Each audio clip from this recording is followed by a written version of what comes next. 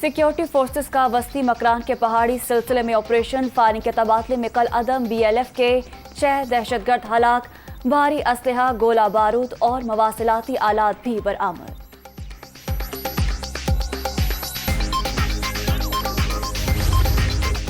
लाहौर के इलाके जौहर टाउन में नून लीग और PTI कारकुनों के तसादुम का मामला। नामालूम अफराद के खिलाफ मुकदमा दर्ज। पुलिस मौके पर पहुंची तो मुलजिम फायरिंग करके फरार हो चुके थे। FIR का मतन।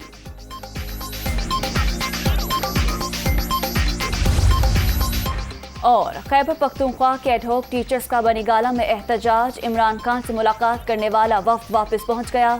मुस्तकिली के नोटिफिकेशन के लिए 1 घंटे की डेडलाइन। मुतालबा तस्लीम ना हुआ तो अंदर घुस जाएंगे, मुजाहिरीन की धमकी।